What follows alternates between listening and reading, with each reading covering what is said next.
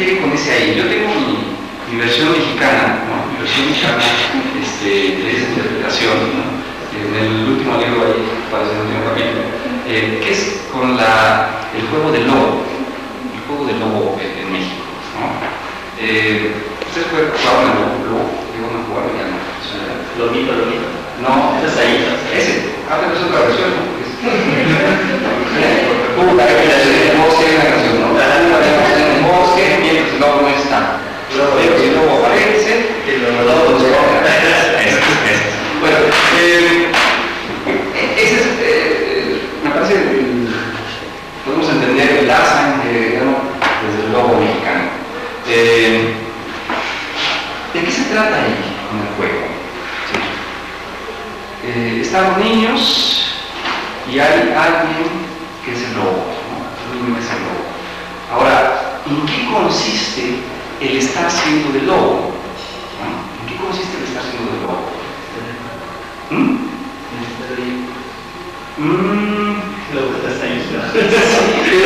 Pero se está refiriendo a la cuestión de localización, porque finalmente cuando pensamos en la I, pensamos en algo que está ahí, enfrente, presencialmente.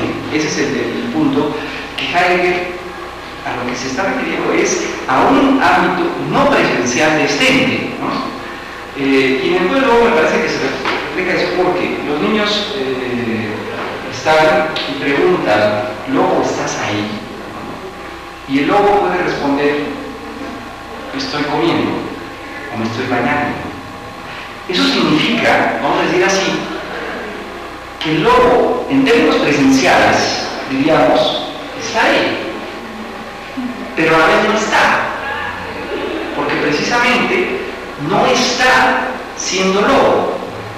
Cuando el lobo es lobo, bueno, precisamente cuando es feroz y cuando, vamos a decir así, lleva a cabo su esencia de lobo al comer a los niños. Y ese es el punto, que aunque estuviese ahí presencialmente, eso no es lo determinante, porque en el fondo no está en su ferocidad. Y solamente está ahí cuando es lobo en sentido estricto. Es decir, cuando es feroz, y eso significa cuando está abierto para comer a los niños, ¿no? Eso es lo que hay que señalar con el ahí. Es decir, el Dasein, este ente, no consiste de entrada en un estar ahí presencialmente o localizable, sino en un estar abierto. En un estar abierto para qué? Pues precisamente para ser. En un estar abierto para ser, ¿no? Es decir, en un estar listo para ser, en un ser capaz de ser. Así como el lobo es lobo al ser capaz de comer. Es decir, cuando dice sí, ¿no? Pero aunque estuviese ahí presencialmente, pero está comiendo, se está bañando, en sentido estricto no está ahí. Ese es el punto. Entonces, lo que quiere señalar en el Dada, ese ahí remite a este ámbito de la apertura. O por ejemplo en el caso del teatro Buñol o títeres para niños, ¿no? Es esa misma imagen. Antes de la función, se escucha una voz que pregunta, ¿niños están ahí? Bueno, eso no significa que estén a la primera fila o a 2 metros de la puerta, ¿no? Sino si están listos para la función, es decir, si están abiertos para la función. Ese es el sentido de preguntar, ¿están ahí? ¿No?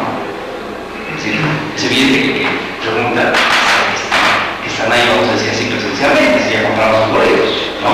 Pero eso no es lo interesante de la pregunta. La pregunta es, ¿están ahí en el sentido de estar listos para que empiece la función? ¿Están abiertos para la función? Ese es el sentido que hay que entender de la I, del da, de Heidegger en Dasein. Y por lo tanto, este ente que somos, nuestro estar siendo, consiste en un estar abierto para ser y por lo tanto en un existir en el sentido de un estar siempre fuera de nosotros, es decir, en no estar cerrados, sino en un estar siempre abiertos. Este modo de ser, esta existencia, Heidegger la trabaja en en dos sentidos, ¿no? La trata de explicar en dos sentidos.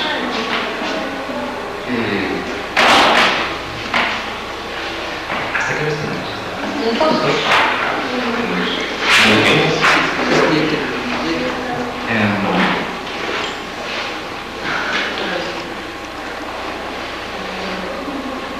En el parágrafo 4 de ese tiempo, ahí va a comenzar ya esta indicación, ¿no? Cuando dice, voy a leer más un parrafito del parágrafo 4 y luego una parte del parágrafo 9. ¿No? Dice que el Dasein no es tan solo un ente que se presenta entre otros entes, es decir, no es un ente que está ahí junto con otros entes, no es un ente como la silla, o la puerta, o el perro, etc. No, su ser no consiste en un mero estar ahí, sino que su ser debe ser pensado desde otra forma. Y dice, lo que lo caracteriza únicamente, es decir, lo que lo caracteriza en su estar siendo, es que a este ente le va en su ser este mismo ser. Le va en su ser este mismo ser. La constitución de ser del Dasein implica entonces que el Dasein tiene en su ser una relación de ser con su ser, ¿no? Es decir, es mera relación de ser. El Dasein, precisamente, al ser este ente abierto, no al estar cerrado, determinado o fundamentado desde una dimensión específica, ¿no? Lo que lo determina fundamentalmente es ser mera relación de ser. Entonces dice, la constitución de ser del Dasein implica entonces que el Dasein tiene en su ser una relación de ser con su ser. Y esto significa a su vez que el Dasein se comprende en su ser de alguna manera y con algún grado de explicitud. Es propio de este ente el que con y por su ser, este se encuentra abierto para él mismo, ¿no? Entonces, es la relación de ser con y por su ser, ¿no? Eso hay que retenerlo ahorita para ver lo que sigue. Con y por su ser, este se encuentra abierto para él mismo. La comprensión del ser es ella misma una determinación de ser del Dasein. La peculiaridad única del Dasein consiste en que el Dasein es ontológico. Bueno, me paso al parágrafo 9. Ahorita explico todo, ¿no? Dice, el ente cuyo análisis constituye nuestra tarea lo somos cada vez nosotros mismos. El ser de este ente no es la presencia, sino la existencia. ¿Sí? Y por eso entonces se trata de una analítica de la existencia, o analítica del Dasein, o analítica existencial, como se llama. Es decir, no es una analítica presencial de este ente, porque el modo de ser de este ente no es la presencia, sino la existencia. Pero no se trata de una cuestión terminológica solamente, de decir, bueno, que ya le pone otro término, no, sino que de lo que se trata es pensar al ser desde este modo de ser que le corresponde a este ente, y no desde este modo, repito, exterior a mi ser.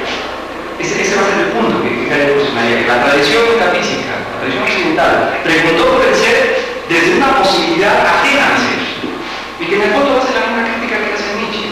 Lo que critica Nietzsche a toda la tradición filosófica occidental es que en el fondo la vida misma se ha olvidado. Precisamente lo que ha ocurrido es una interpretación de la vida desde algo que no le corresponde a ella. ¿Sí? Es decir, desde estos parámetros planteados fundamentalmente por Platón, ¿no? Y transmitidos o heredados por el cristianismo, ¿no? Que se llamaba Nietzsche, el cristianismo no es otra cosa sino el platonismo para el pueblo, ¿no? El platonismo vulgar. En el fondo, el cristianismo no está sin Platón. En el fondo, la serie de valores que se establecieron en Occidente, desde los cuales se interpretó la vida, tuvieron ese carácter moral, ¿no? O sea, no es una interpretación moral a partir de un parámetro, vamos a decir así, ¿no? Desde el cual se interpretaba nuestra vida, y por lo tanto, en esa comparación, esto era miserable, ¿no? Nuestra estancia en el mundo era miserable comparado con eso. O sea, acá estaba el ser, acá está el tiempo, acá está lo maravilloso, acá estamos jodidos, ¿no? Aquí. Entonces hay que ver hacia allá. Acá está hasta la muerte, hasta la vida, etc. ¿no? Entonces, esa es la crítica radical que hace Nietzsche y que de alguna manera continúa Heidegger, a pesar de que en serio no solamente menciona a Nietzsche en 3 ocasiones. Heidegger se dará cuenta después de la necesaria revisión a Nietzsche en 1936, por ahí comienza sus lecciones sobre Nietzsche, y finalmente Nietzsche va a ser el pensador más importante para Heidegger, es decir, al que le dedicó más lecciones y